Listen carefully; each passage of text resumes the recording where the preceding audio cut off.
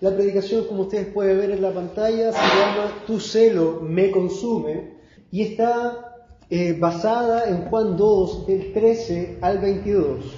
Dice lo siguiente: La Pascua de los judíos estaba cerca y Jesús subió a Jerusalén y encontró en el templo a los que vendían bueyes, ovejas y palomas y a los que cambiaban dinero allí sentados. Y haciendo un azote de cuerdas, echó a todos fuera del templo con las ovejas y los bueyes, desparramó las monedas de los cambistas y volcó las mesas. Y dijo a los que vendían palomas: Quitad esto de aquí, no hagáis de la casa de mi padre una casa de comercio.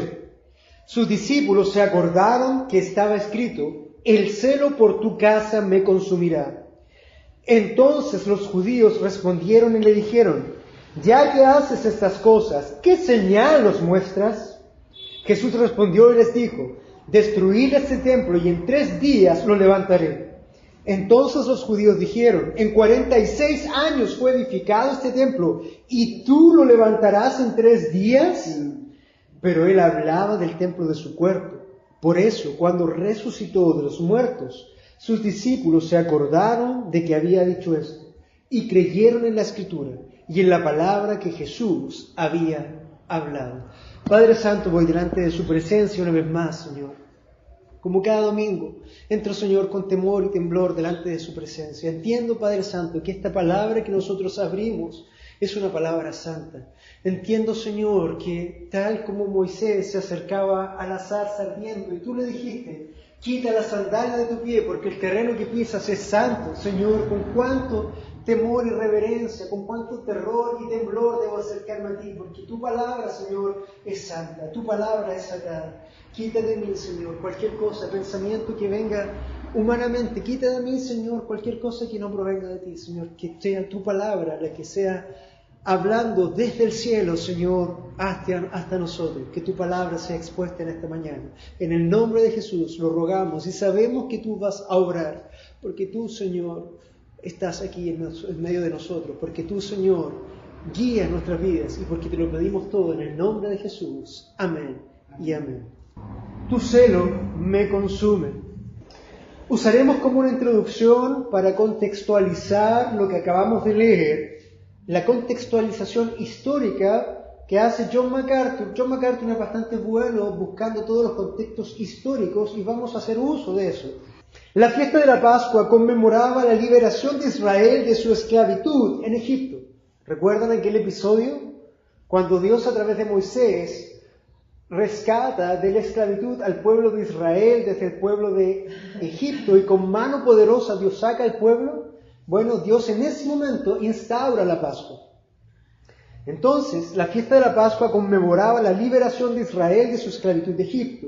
Cuando el Señor mató con su ángel de la muerte al primogénito de los egipcios, pero pasó por encima de las casas de los israelitas. Hermano Simón tuvo un tiempo de recordarnos aquel evento en la palabra de Dios, como la sangre de los corderos sacrificada puesta en los dinteles de las puertas hizo que el ángel de Dios, que venía a destruir por completo, cuando veía esa señal, el ángel pasaba por alto esa casa y no la tocaba.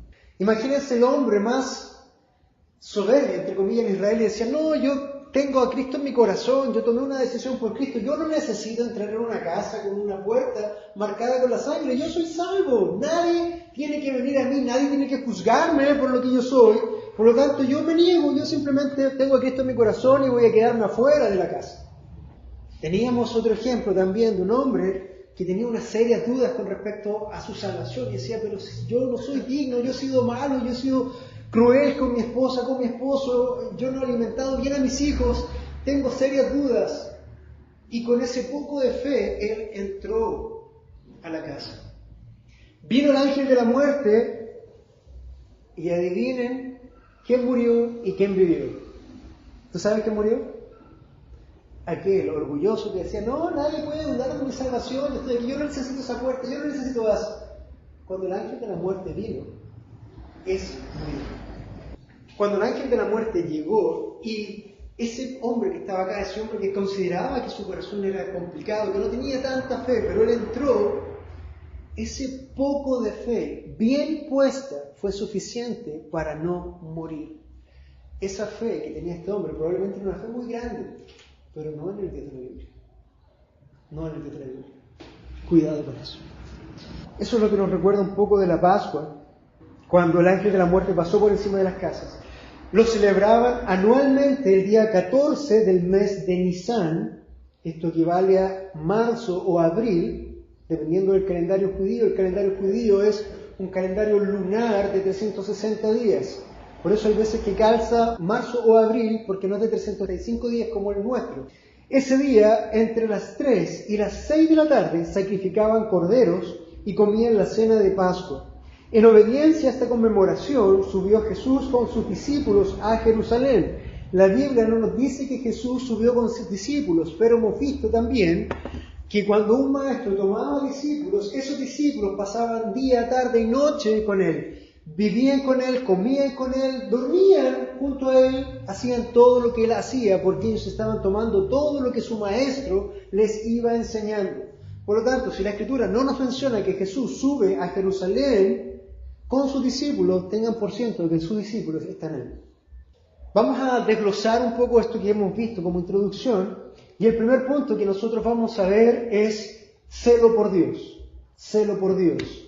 Juan 2:13 al 16, se fijan acá, todos en sus mentes tienen la imagen de un Jesús como un cordero, porque lo fuera, ¿cierto? Como que no tocaba un pelo a nadie, que no movía ni nada, cosa de que nadie pudiera decir, oye, pero qué violento es este hombre, qué fuerte es este hombre. Esta imagen que nosotros vemos a Jesús dista totalmente de él, porque es un celo por Dios. Cuando Jesús entra a la casa de su Padre, hay que recordar varias cosas que iremos viendo, y ve lo que hace, Él tiene una reacción. Y Él tiene una reacción fuerte. Fuerte.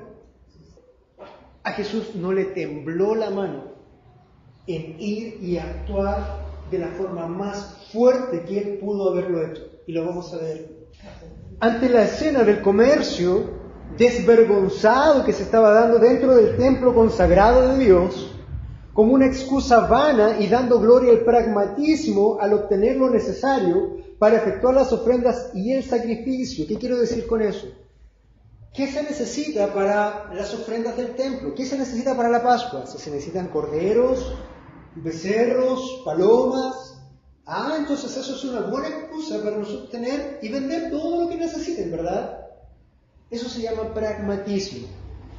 Cuando el día 8 de diciembre se celebra el Día de la Virgen, ustedes pueden ver que la avenida está cerrada, ven más gente vendiendo cosas de lo que sea que dando tributo a ese ídolo. Pragmatismo. Es exactamente lo que está ocurriendo en este momento, en este lugar. Entonces ellos estaban más preocupados de dar gloria a Mamón, después vamos a decirles quién es Mamón, que a Yahweh. ¿Ya? ¿Recuerdan quién es Yahweh? ¿Alguien sabe quién es Yahweh? ¿Quién es Yahweh, Simón? Nuestro Dios, ¿no es cierto? Yo soy el que soy, el que muchos conocen como Jehová, nosotros le conocemos como Yahweh. Básicamente es Jesús antes de encarnarse, ¿no? Entonces, antes de dar la gloria a Yahweh, estos vendedores estaban más preocupados de dar la gloria a Mamón. Entonces, Yahweh había sido olvidado. ¿Quién es Yahweh? Yahweh es el Dios de Abraham, de Isaac y de Jacob, aquel Dios que se presentó a Moisés en la zarza.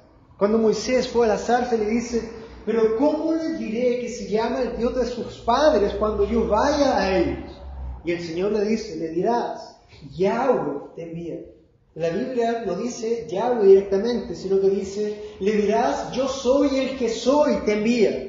Yo soy el que soy es la raíz del verbo ya, que es el verbo ser. Por lo tanto, lo que está diciendo ahí es, Yahweh te envía. Yo soy el que soy. Ese es tu Dios, ese es mi Dios, ese debería ser tu Dios.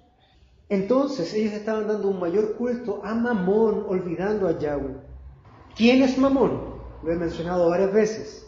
Mamón es una deidad pagana antigua que se identificaba con la avaricia, la riqueza y la injusticia.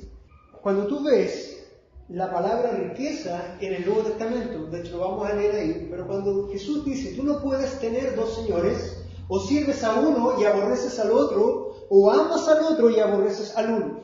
Ninguno en su vida puede tener y amar a dos señores, ninguno. Porque o aborrecerás a Dios y amarás a Mamón, o al revés. Cuando Jesús dice, amarás a las riquezas, no dice las riquezas, dice amarás a Mamón.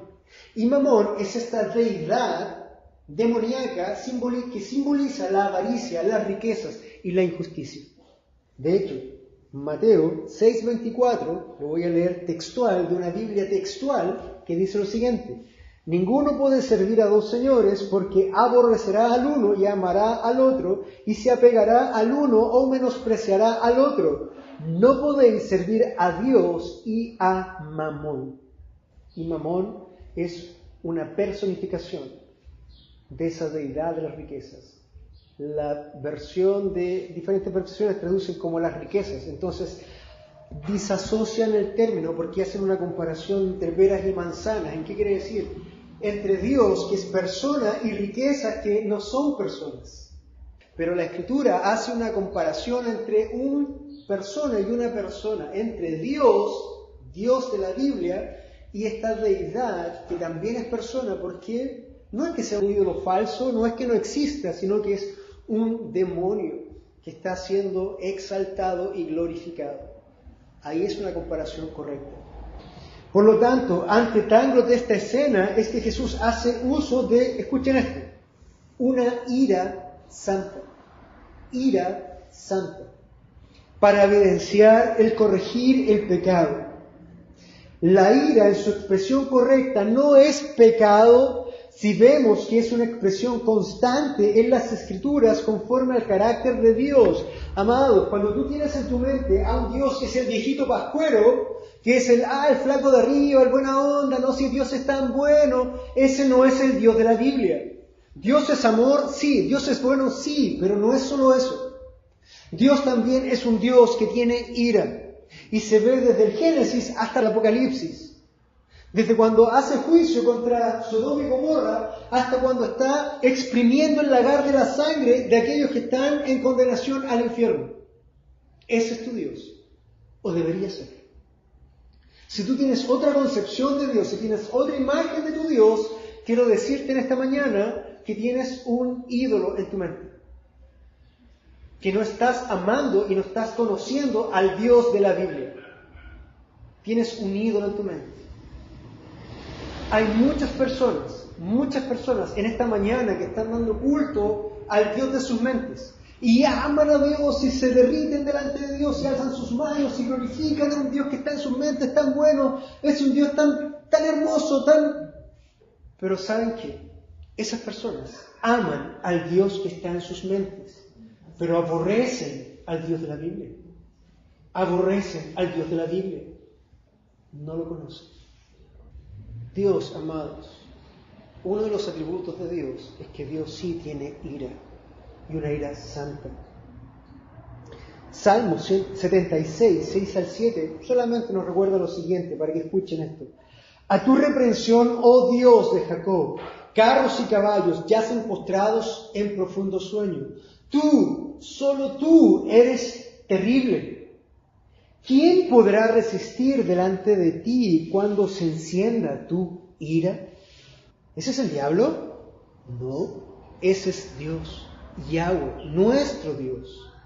La ira de Dios, escucha esto, la ira de Dios se enciende en directa relación con su santidad. Cada vez que la santidad de Dios está siendo blasfemada o puede ser blasfemada, viene la ira de Dios y se enciende y pone las cosas en su correcto orden. La ira de Dios se enciende en directa relación de su santidad. Les voy a mostrar una pregunta muy inocente. Dice, si vemos esta inocente pregunta, no nos dirá mucho en nuestras mentes. Escucha la pregunta. Dice, ¿quién podrá permanecer en pie delante de Yahweh, este Dios tan santo? Si tú analizas la pregunta, es como, sí, tienes razón, sí, hoy no, buena pregunta. ¿Quién podrá permanecer en pie delante de Yahweh, este Dios tan santo? Cuando tú escuchas la pregunta sin el contexto, la encuentras suave, la encuentras como, sí, no, tienes razón. Pero cuando tú escuchas esa pregunta dentro del contexto que está expuesta en la Escritura, lo único que puedes hacer es asombrarte y tener temor para poder examinarte si ese Dios es tu Dios. El contexto es el siguiente. No se los voy a leer completo, simplemente lo voy a resumir. Si vamos a 1 de Samuel, capítulos 5 y 6, donde se hace esta pregunta, vemos que pasa lo siguiente. El arca de Dios, entre una pelea entre Israel y los filisteos, es robada. Los filisteos se llevan el arca es robada, está cierto tiempo en diferentes partes de Filistea, y los filisteos, ante el estrago que está causando el arca de Dios entre el pueblo, entre la población, deciden echar el arca y devolverla a los hebreos. Cuando el arca llega dentro del pueblo de Israel a los hebreos, el pueblo de Israel se goza. ¡Oh, gloria a Dios! Tenemos al arca de Dios de nuevo entre nosotros, nuestro Dios dentro de nosotros otra vez. Ellos mataron animales, hicieron sacrificios, hicieron holocaustos, porque estaban gozosos, estaban contentos de que el arca del pacto había regresado a Israel. ¿Tienen el contexto? Hasta ahí. Ok, esto es lo que yo quiero que ustedes escuchen. Después de todo ese gozo, yo les puedo decir con plena certeza, el pueblo de Dios, este pueblo de Dios, Israel, tenía una imagen mental de un Dios, con minúscula. Era un pueblo que tenía un ídolo en sus mentes. Ellos le llamaban Yahweh. Ellos conocían y habían escuchado de todo lo que había hecho, pero ellos lo tenían en su mente como un ídolo. ¿En qué sentido? Pero ellos realmente no conocían a su Dios. No conocían a su Dios. ¿Por qué? No conocían al Dios de la Biblia. Porque si hubieran conocido al Dios de la Biblia, si hubieran conocido a su Dios, si hubieran conocido a Yahweh, ellos jamás hubieran hecho lo que hicieron. ¿Saben lo que hicieron? Cuando el arca llegó y se gozaron y festejaron e hicieron sacrificios y holocausto, ellos se acercaron y levantaron y miraron adentro del arca del pacto. Si ellos hubieran conocido a su Dios, jamás hubieran hecho eso. ¿Saben qué pasó? La ira de Dios se encendió.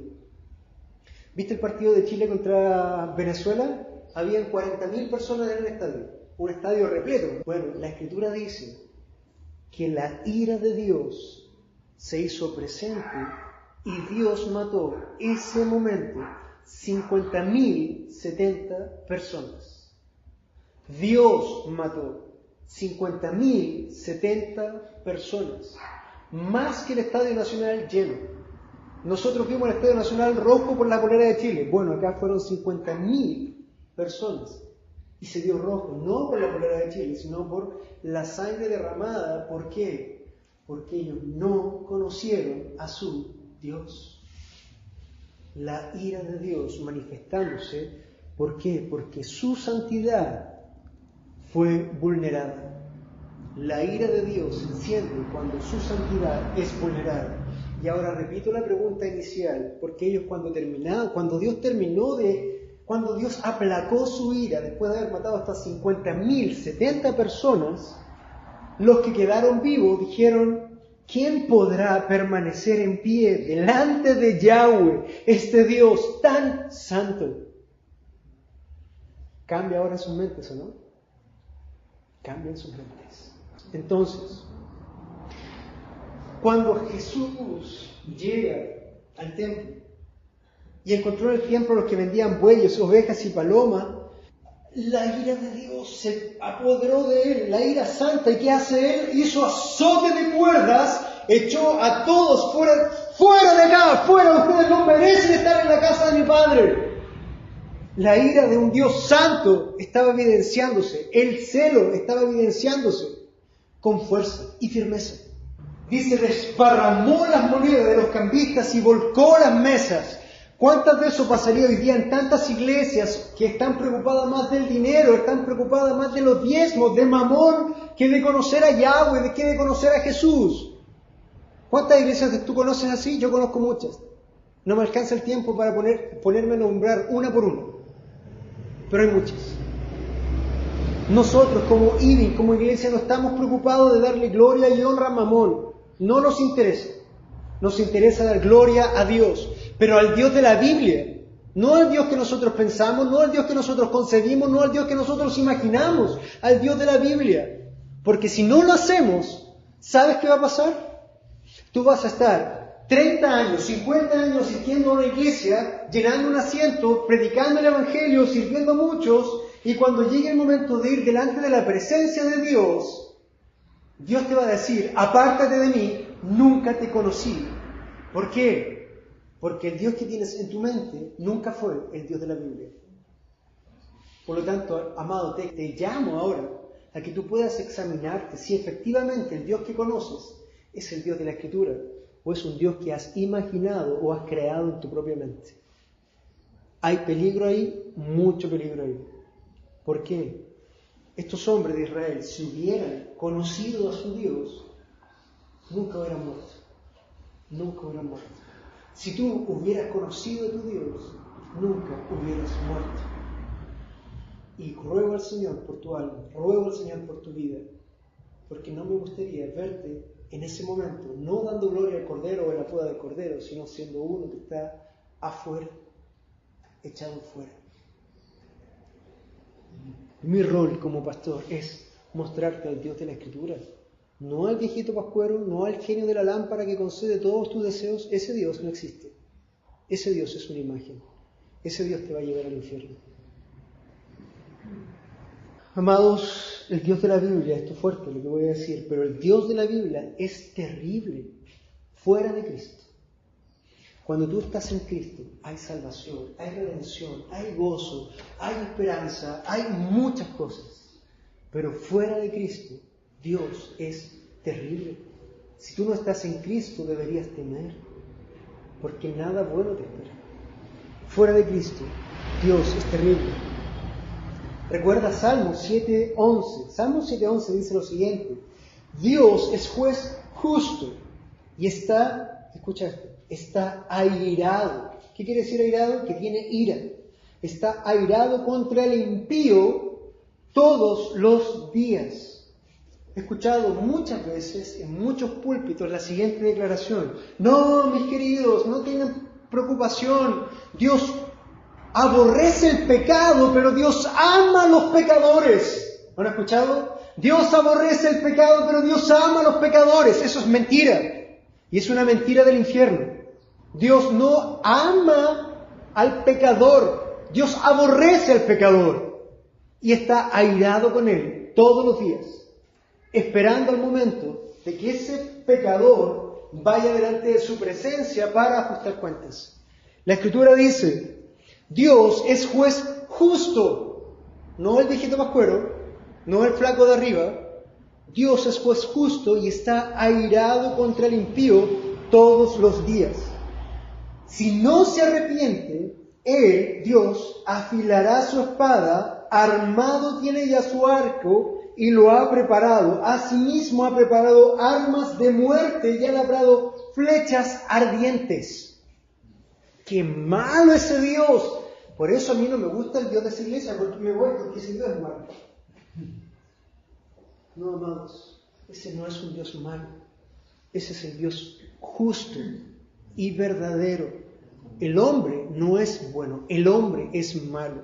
Y si no fuera por la gracia de Dios que se derramó sobre nosotros, por Cristo que pagó el precio, esa ira que Dios estaba preparando para ti, esa ira Dios no la pasó por alto, Dios la ejecutó. La única diferencia es que no la ejecutó sobre ti, la ejecutó sobre Cristo en el Calvario. Pero la ira de Dios fue pagada. El precio fue pagada. ¿Y por qué? Porque Dios es justo. Dios es justo. No me gusta tu Dios malo. Puede salir. Mi Dios no es malo. Mi Dios es justo. Es fiel y verdadero. soberano, misericordioso para aquel que tiene misericordia. Porque aún le dijo Dios a Moisés, yo tendré misericordia del que tenga misericordia.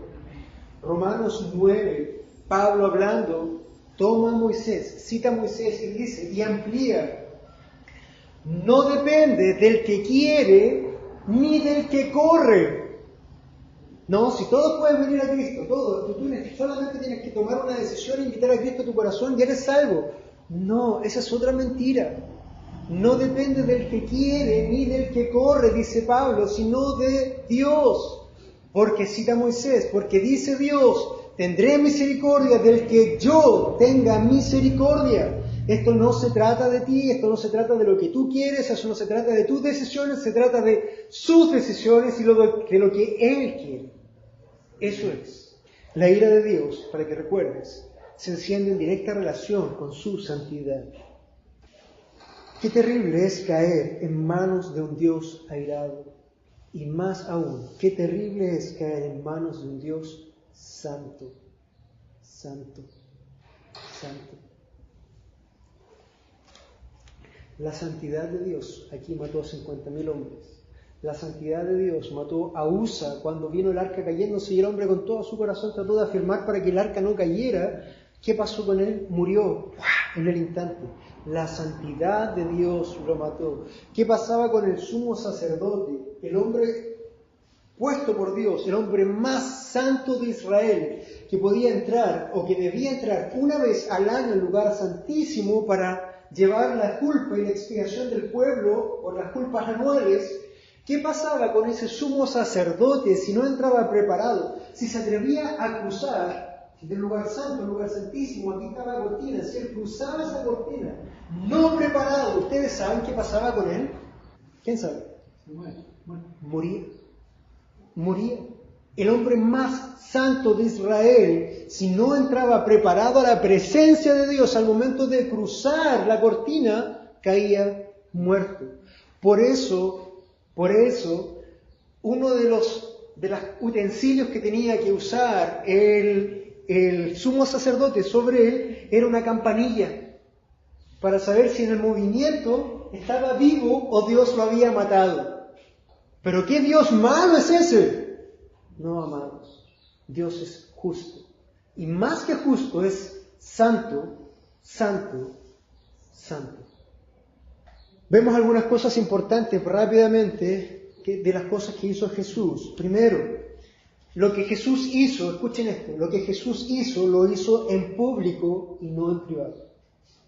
Lo que Jesús hizo aquí lo hizo en público y no en privado. Cuando la corrupción ha afectado a todos, tanto que ya a nadie le llama la atención, la corrección debe ser pública y no privada. Tengan en cuenta eso. Les voy a contar un ejemplo personal. Estas 2 semanas he estado investigando mucho acerca de un famoso ministerio hispanoamericano para mujeres. Y lo he denunciado abierta y públicamente junto a otros hermanos en la fe en Hispanoamérica. Hay testigos de eso aquí. No en forma privada, en forma pública. He recibido muchas críticas de ser falto de amor y se me ha exhortado en repetidas ocasiones a hacer esto directamente con las personas involucradas, pero en forma privada. Amados, ese ministerio ha infectado a miles de hombres y mujeres en Hispanoamérica. Su denuncia debe ser hecha en forma pública y abierta, con azote de cuerdas. Con azote de cuerdas. Eso es lo que hizo mi Señor, y si nosotros queremos ser a la imagen de Cristo, nosotros debemos ser como Cristo, público y no privado. Yo no saco nada con ir y decirle a la líder, a la apóstola, a la super mujer, estás mal bíblicamente, se va a decir, sí, estoy mal bíblicamente, pero va a seguir ganando miles de dólares con su ministerio y va a seguir infectando a millones o a muchos con su ministerio. Hay que denunciarlo públicamente, con azote de cuerdas.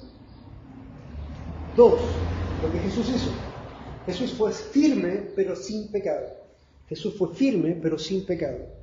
Vemos también que la forma correcta de atacar el pecado y la corrupción es de forma firme, directa, pero sin pecado. Jesús no pecó al tener un celo santo por Dios y por las cosas de Dios, Él fue fiel a Dios, firme con los hombres corruptos y correcto y público en su proceder. Eso fue lo que hizo Jesús.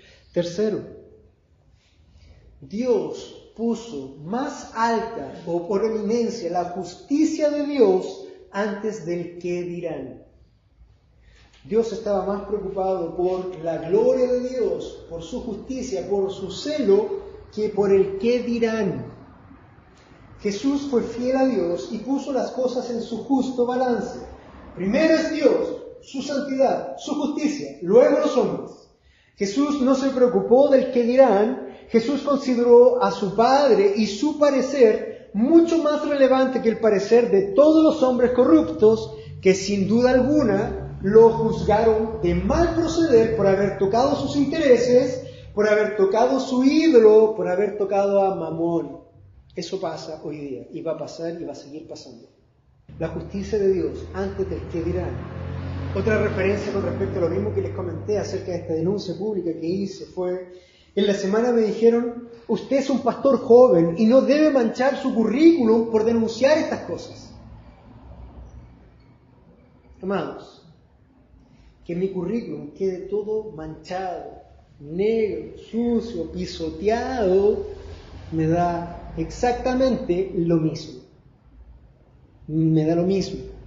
Porque primero debe ser fiel a Dios y a su justicia. No me importa el currículum, ni a Jesús le importa el currículum. No le debo personalmente, ni tú, no le debo a los hombres. De Dios soy deudor.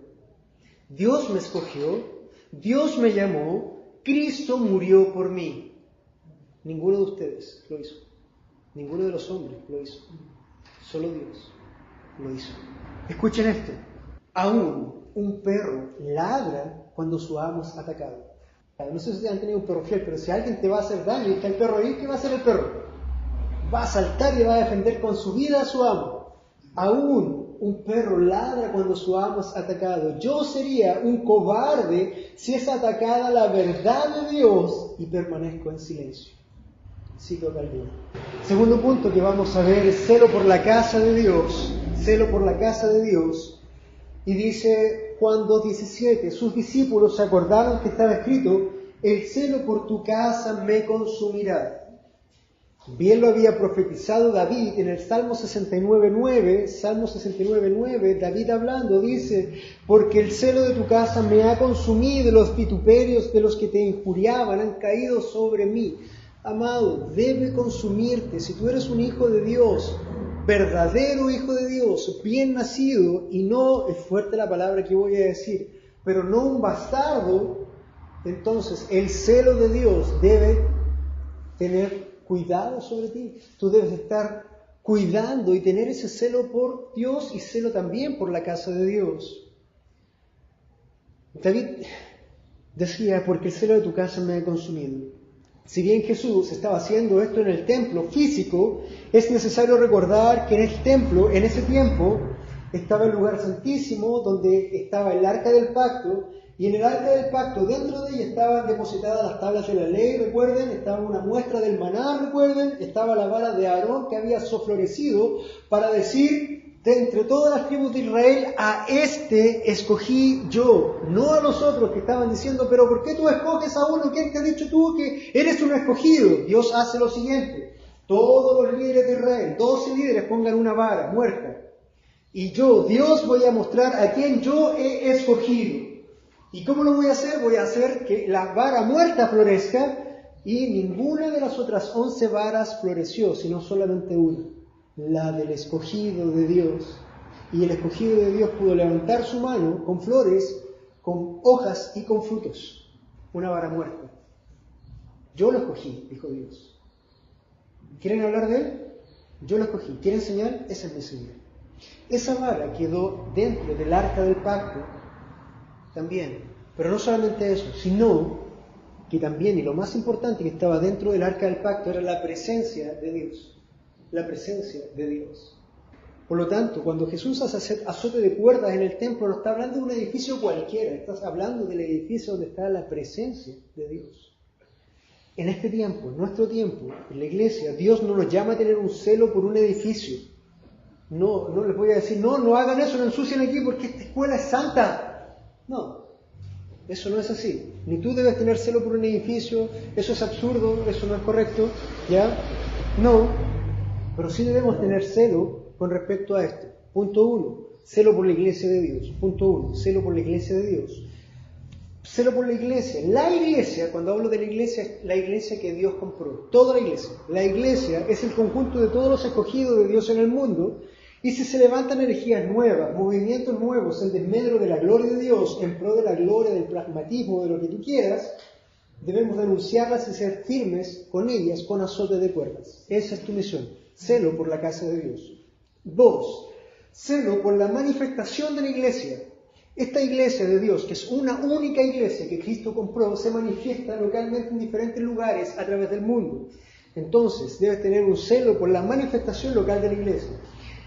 Si la deformación doctrinal o de práctica en contra de la santidad de Dios y de todo su consejo se da dentro de la manifestación local de la iglesia de Dios, o sea, aquí, tanto él o los ancianos o pastores como los miembros oficiales de ella deben actuar y no callar, sino actuar. Oseas nos recuerda, escuchen esto, Oseas 4:6 nos dice, mi pueblo es destruido o fue destruido por falta de conocimiento. Daniel nos dice en Daniel 11:32, con halagos hará apostatar a los que obren inicuamente hacia el pacto. Este está hablando del hombre de perdición, pero también hay una aplicación para nosotros ahí, porque dice, mas el pueblo que conoce a su Dios se mostrará fuerte y actuará. 3.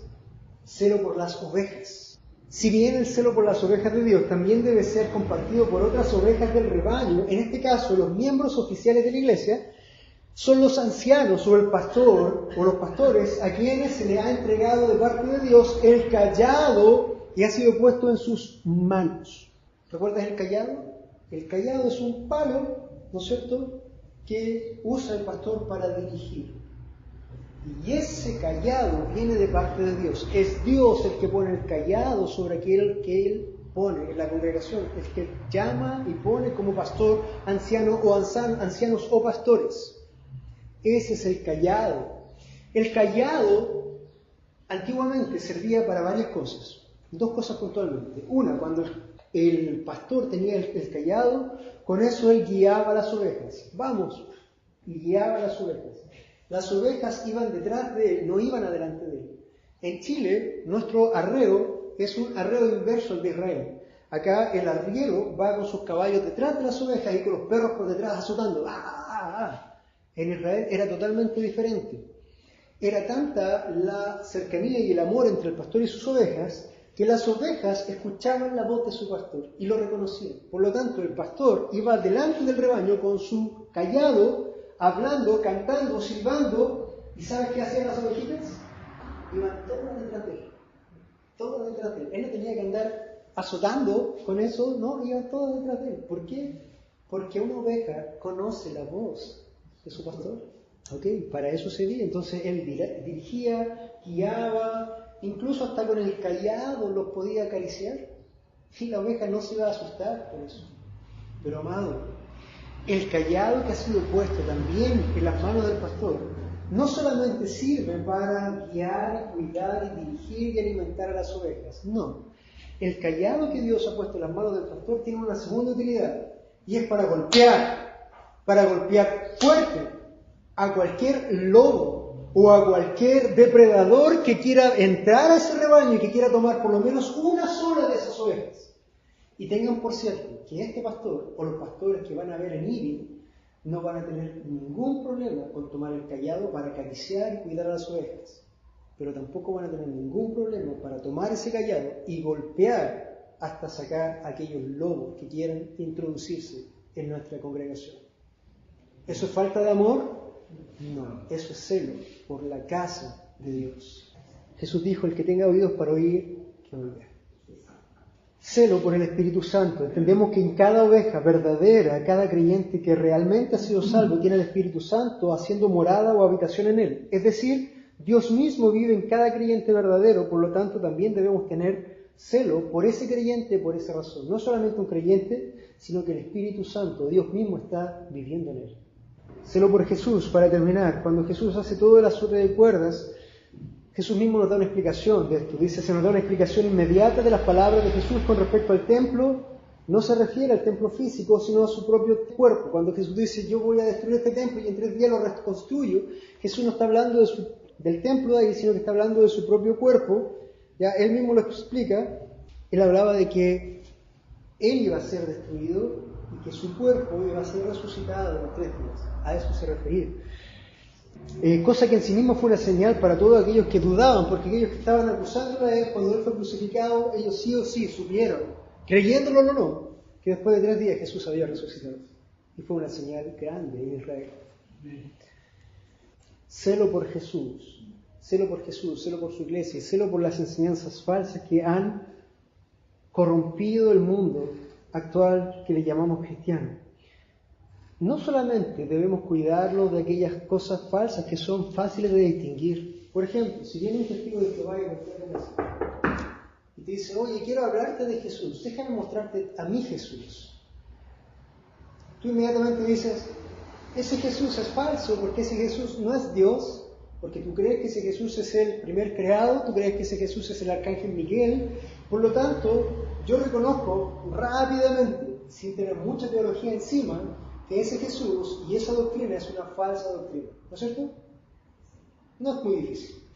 Pero ¿qué pasa si entra una iglesia cristiana, bautista, pentecostal, o lo que quiera llamar, te golpean y dicen, déjame presentarte a mi Jesús. Mi Jesús está golpeando en tu corazón para que tú le abras y dejas entrar.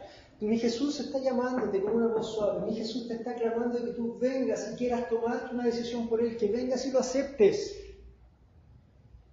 Esa es una desviación, quizás un poco más sutil, pero igual de falsa que la primera de las teologías. Porque ese Jesús no es el Jesús de la Biblia. El Jesús pusilánime que está golpeando el corazón.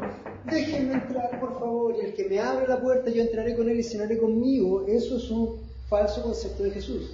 Ese contexto, Apocalipsis está hablando de una iglesia, no de un creyente. Está hablando de un tiempo específico al cual Jesús está llamando para poder obrar sobre esa iglesia. No es de salvación, no es para salvación, no tiene nada que ver con salvación. Si tú usas Apocalipsis 3 para decir, mira, si Jesús está golpeando tu corazón y cualquiera que entre en su corazón, entonces Él vendrá y cenará con Él, eso no tiene nada que ver con el Jesús de la Escritura. Eso es un falso contexto. Cuidado con los falsos Jesús. Si tu Jesús es un Jesús pusilánime que está rogando, por favor, que alguien me quiera, pobre Jesús, ya voy a venir para acá. ¿Por qué? Porque le está rogando este Dios o este Jesús pusilánime que no es todopoderoso, le está rogando pusilánimemente al hombre orgulloso que tiene su libre albedrío, ahí el todopoderoso libre albedrío le dice, por favor, que tu libre albedrío me escoja. Me da pena, voy, ya, ok, claro. Ni ese Jesús es el Dios de la Biblia, ni ese hombre es el hombre que dice la Escritura. Cuidado con la falsa doctrina. Cuidado. El Cristo de la Escritura es un Cristo todopoderoso. Una vez vino, manso y humilde, a pagar la cruz. Pero no esperes a ese Jesús cuando venga en gloria y majestad. Él viene a poner a sus enemigos como estrado de sus pies y Él viene a ajustar cuentas. Si ese es el Jesús pusilánime que tú conoces, te llamo a que examines si realmente estás en la fe de Jesús. Porque si estás en la fe de Jesús, entonces estás en la fe de otro Jesús, no del Jesús de la Biblia. Cuidado con eso. Celo por la doctrina de Dios. Yo estuve ahí muchas veces cuando Dios me trajo. Yo estuve por lo menos 20 años. 20 años de caminar siendo líder de jóvenes, de ser anciano de otra congregación, invitando a la gente, no, si tú solamente tú repites una oración, si tú haces que Cristo entre en tu corazón, entonces tú eres salvo. Yo muchas veces pronuncié, sí, ¿te arrepentiste tus pecados? Sí. ¿Hiciste la oración? Sí. ¿Invitaste a Jesús en tu corazón? Sí. Te voy a hacer la mejor pregunta que puedo hacer. ¿Dónde está Jesús ahora? En mi corazón. Entonces eres salvo. Yo, hermanos, muchas veces eso, y tengo la carga, y soy culpable. Cuando Dios vino a mi vida, de una forma especial, me tiró al suelo, me quebró de rodillas, llorando, me tuvo ahí. Y yo le dije en mi corazón al Señor con lágrimas, escuchen esto, no con temor reverente, con terror, con terror. Yo no sé cuál ha sido la situación más espeluznante o donde más te ha asustado en tu vida, pero quiero que lleves eso un poco a tu mente de lo que yo te estoy hablando. Yo estuve con terror y le dije, Señor, si tú no me matas ahora, yo nunca más voy a predicar este evangelio. Los siguientes 13 años de mi vida, 14 años de mi vida, he estado profundizando en esa doctrina, en la Escritura. ¿Por qué? Porque soy deudor del Dios de la Escritura, no de las doctrinas de hombres. Nunca más invité a nadie a orar para invitar a Jesús, para que golpeara su puerta y entrara en su corazón, nunca más. Por lo tanto, nosotros tenemos que tener celo por el Jesús de la Escritura. Jesús, amado, no es el Jesús pusilánime que está diciendo, por favor, que alguien me deje entrar en su corazón. No, Jesús dice, tú has sido escogido, yo he muerto por ti, y el Espíritu Santo viene y te trae, y vienes. Y tu glorioso libre albedrío murió con Adán. ¿Te acuerdas cuando Adán tenía libre albedrío y se pasaba Dios delante de él y él tenía contacto con Dios y conversaban? ¿Qué le dijo Dios? Adán, todo esto yo te he dado, tú eres Señor sobre todo esto, tú puedes comer todo lo que tú quieras, solamente no comas de esto. Porque, escuchen esto, si tú lo haces, ciertamente morirás. Dios es fiel y verdadero. Dios dijo algo. Y cuando Dios dice algo, eso se cumple. Vino la serpiente y dio una segunda verdad. La verdad de la serpiente fue, ¿con que eso te dijo Dios? No, come, tal vez eso tú no vas a morir, sino que sabe Dios que tú vas a ser como Dios. Lamentablemente nos cuenta la historia que Adán comió del fruto y al momento de comer el fruto cayó la ejecución de Dios, fiel y verdadero. Adán murió en ese momento espiritualmente, muriendo ese libre albedrío, y en unos años más murió físicamente. Y la causa de que tú te enfermes o que te resfríes o que pase cualquier cosa es porque Adán cayó y la palabra de Dios se cumplió 100%. 100%. Todo el que dice que el hombre todavía tiene libre albedrío para escoger de su propia voluntad a Dios, ¿sabes qué está haciendo? Está llamando a Dios mentiroso. Escucha esto, está llamando a Dios mentiroso y está llamando a Satán verdadero. Todo aquel que dice que el hombre tiene un libre albedrío para tomar una decisión por Dios está haciendo a Dios mentiroso. Porque Dios le dijo a Adán, Adán, si tú haces eso, ¿qué dice? Morirás. ¿Qué le dijo Satanás? No morirás. Si tú dices que el hombre tiene un porcentaje, aunque sea lo más mínimo, de vida internamente en él para tomar una decisión por Cristo y venir a Cristo, ¿qué estás diciendo? Estás diciendo, Dios mintió, Satanás dijo la verdad. Cuidado, cuidado, cuidado. Porque si tu Dios es aquel que tiene que golpear la puerta y esperar al libre albedrío del hombre, tu Dios no es el Dios de la Escritura. Y tu Dios es un Dios mentiroso. Celo por el Jesús de la Biblia. Celo por el Jesús de la Biblia. Para terminar, solamente una frase que estaba conversando el otro día con un hermano de Uruguay. Y dentro de las tantas conversaciones le escribí una frase muy breve, pero después me hizo mucho sentido. Y le dije, ¿sabes qué? Más vale humilde pasto del pastor que el mejor manjar del usurpador. No sé si te hace sentido eso, pero cuando tú tienes celo por Dios, celo por la casa de Dios, celo por el Jesús bíblico, celo por la gloria de Dios, tú vas a saber que vas a estar contento y tranquilo porque más vale el humilde pasto del pastor que el mejor manjar que pueda darte un usurpador. Medita en eso y te animo. Ten celo por la gloria de Dios primero. Ten celo por Dios. Ten celo por la iglesia de Dios. Celo por tu iglesia y celo por el Jesús de la Biblia y su evangelio. Vamos a orar. Padre Santo, vamos a tu presencia, Señor. Damos gracias por tu palabra, Señor, porque es precisa, Señor. Damos gracias, Señor, porque tu palabra, Señor, muchas veces nos puede remover, Señor, a veces incluso no nos puede gustar tanto, Señor. Me da la impresión que Adán, cuando salió del paraíso, no le debe haber gustado, Señor. Pero tu voluntad es buena, agradable y perfecta, Señor. Tú eres soberano, Señor, y tu palabra es buena, Señor. Señor, te pido que tu palabra sea dirigiéndonos, Señor, en tu camino, Señor, en tu voluntad, Señor. Y permítenos meditar, Señor. Permítenos meditar en quién eres tú, Señor. En tu magnificencia, Señor. En lo grande que eres, Señor. Y podamos, en algún punto, si es que podemos, Señor, dimensionar cuán poderoso eres, Señor. Y cuánta misericordia tuviste por nosotros. Te damos gracias, Señor, porque tú eres grande, Señor. Te damos gracias, Señor, por tu justicia, Señor. Porque es implacable, Señor. Gracias, Señor, porque no podemos pasarte por alto, Señor. Algún día, Señor, no estaremos frente a ti. Y esperamos, Señor, que nuestro Redentor sea Cristo. Gracias, Señor, por habernos escogido, Señor. Y por darnos tu salvación, Señor. Porque si no hay de nosotros, Señor. Permítenos, Señor, examinar si estamos